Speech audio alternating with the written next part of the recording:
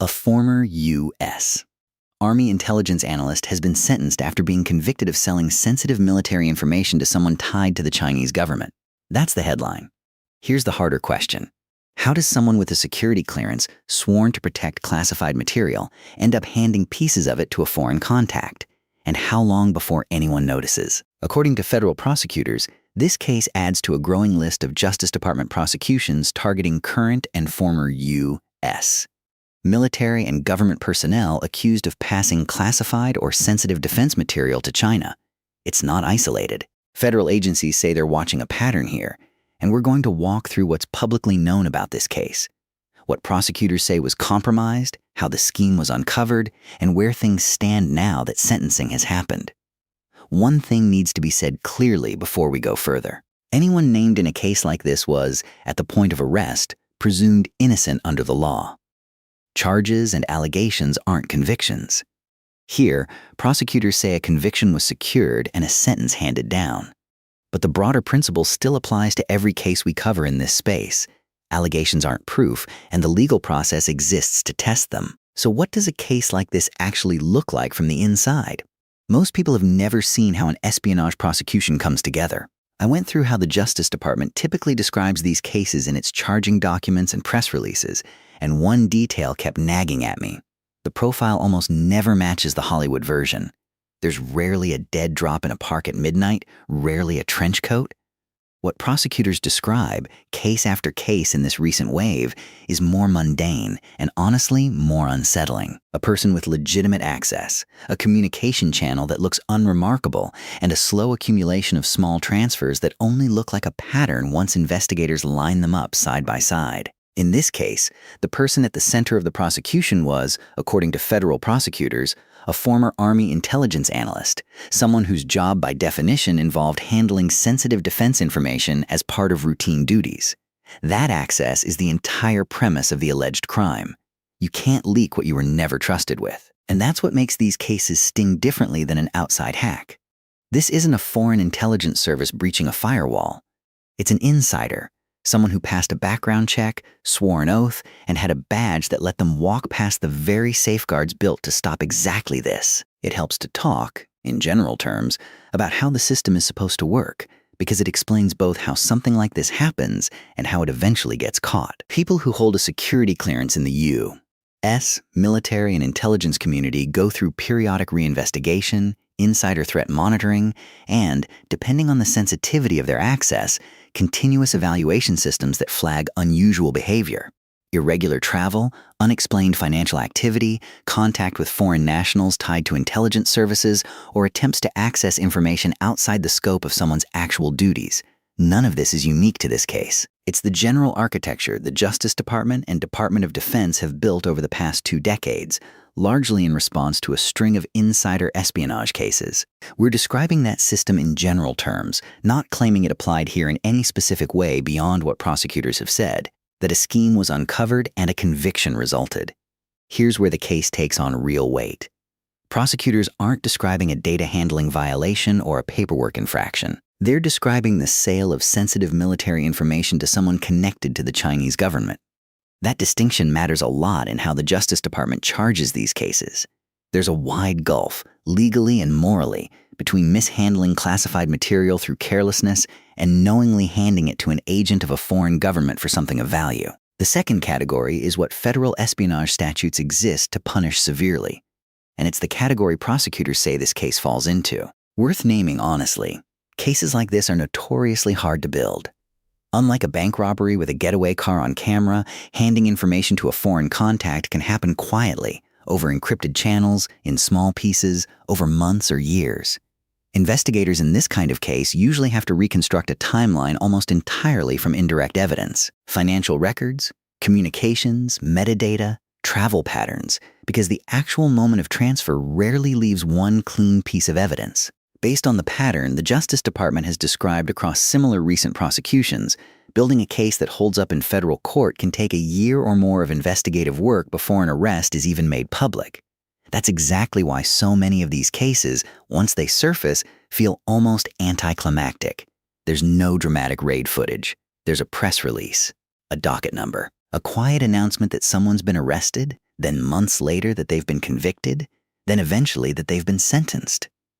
The drama is almost entirely front-loaded into the investigation, and the public never sees it. The case was resolved. The prosecution secured its conviction. But that resolution only opens the next set of questions, and this is where the story gets uncomfortable, because it's not really about one person. It's about a system. The Justice Department says this case is part of a broader, ongoing pattern. What that pattern looks like, once you line up recent cases side by side, is the part of this story most people never get shown. Over the past several years, federal prosecutors have brought a series of cases involving current and former U.S. military and government personnel accused of giving classified or sensitive information to people connected to the Chinese government. Some involved Navy personnel. Some involved contractors.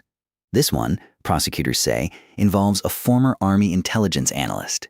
The common thread the Justice Department keeps pointing to publicly isn't a single spy ring or a single point of failure. It's a broader recruitment effort that federal officials say increasingly targets people with legitimate access, often through channels that look mundane. Professional networking contacts, side payments framed as consulting work, or relationships that build gradually before any request for sensitive information is ever made.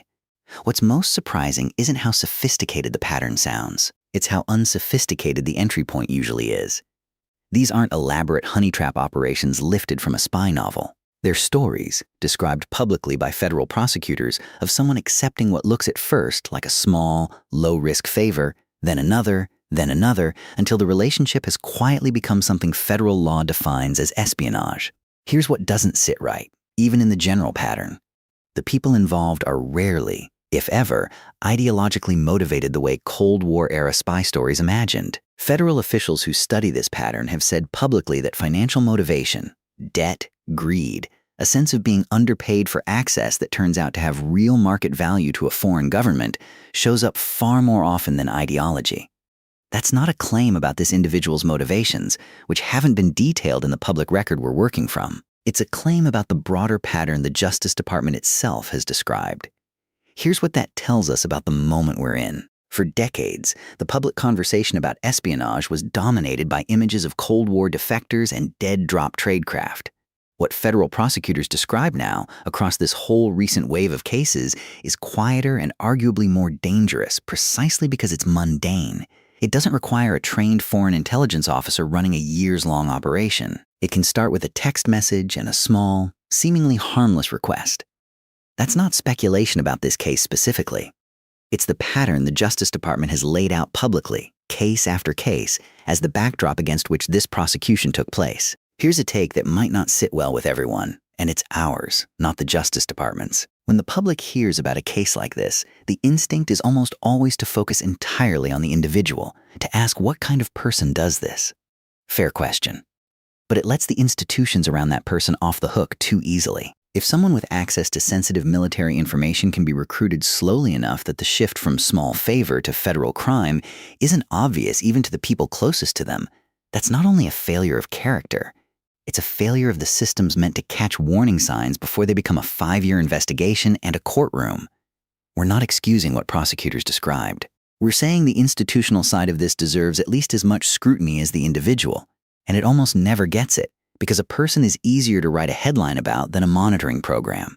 So here's a real question, and we mean it. When a case like this becomes public, should the institution that failed to catch the behavior sooner face any accountability of its own? Or is that an unreasonable standard, given how deliberately these transfers are designed to stay hidden? We're genuinely split on this internally. Tell us where you land. The conviction closed one chapter of this case. It didn't close the question of exactly how much damage was done. And that question, in cases like this, often stays only partly answered in public for reasons that have nothing to do with secrecy for its own sake. That brings us to something worth sitting with. In espionage prosecutions, the Justice Department frequently doesn't disclose the full scope of what was compromised, even after a conviction and sentence. That's not evasiveness for its own sake. Federal prosecutors have said publicly, across many similar cases, that disclosing the precise scope of compromised information can itself cause more damage by confirming to a foreign government exactly what it got, or by exposing the methods used to detect the compromise in the first place.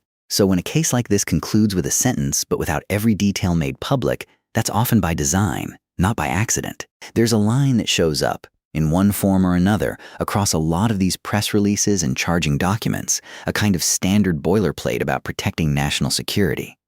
It's easy to read past it, but there's something in it worth sitting with.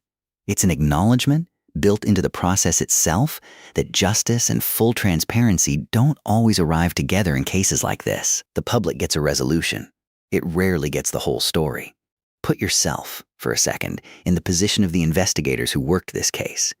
You're not chasing a getaway car. You're building a case, piece by piece, against someone with every institutional advantage. Access, credibility, a badge, a clearance. Your job is to prove, beyond a reasonable doubt, that a pattern of small transfers adds up to a federal crime without tipping your hand before you're ready. That's the unglamorous, months-long reality behind every one of these headlines. So where does the case stand today? According to federal prosecutors, sentencing has occurred following the conviction. Beyond that, much of what would typically round out a story like this, the precise scope of what was compromised, the specific financial or logistical details of how the information was allegedly passed, the exact reasoning a judge gave in weighing the sentence, isn't something we can state with confidence based on the public record available to us at the time of this video. We'd rather tell you that plainly than invent detail to make the story feel more complete than it is.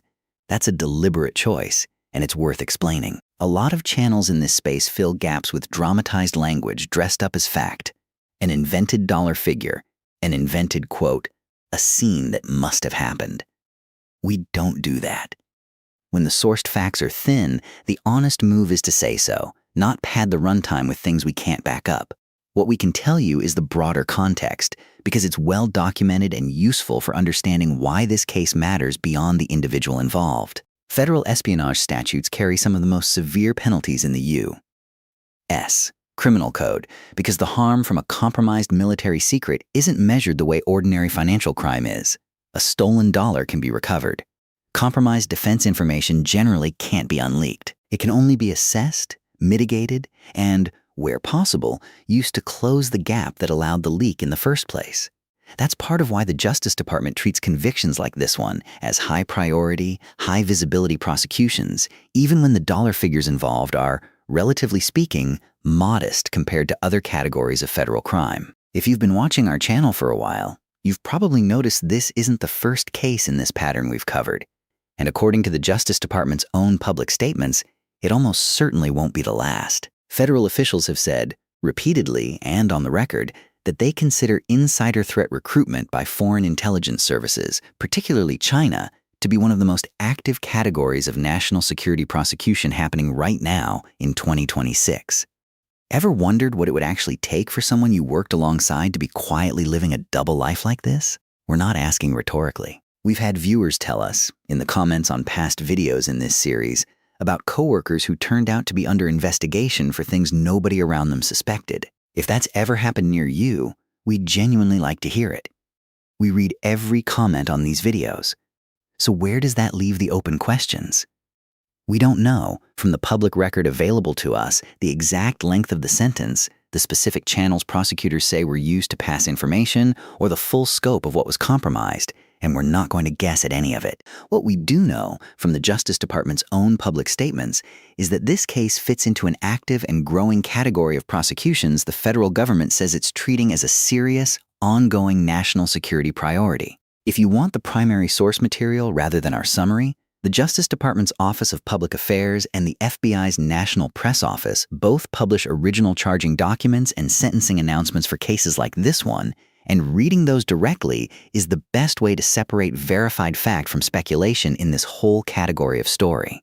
That's where this one stands: a conviction secured, a sentence handed down, and a system that, according to federal officials themselves, is still working to catch the next case before it goes this far. If this pattern of insider espionage cases interests you, we've covered several others in this series, and there's likely another one making its way through federal court right now that hasn't made headlines yet.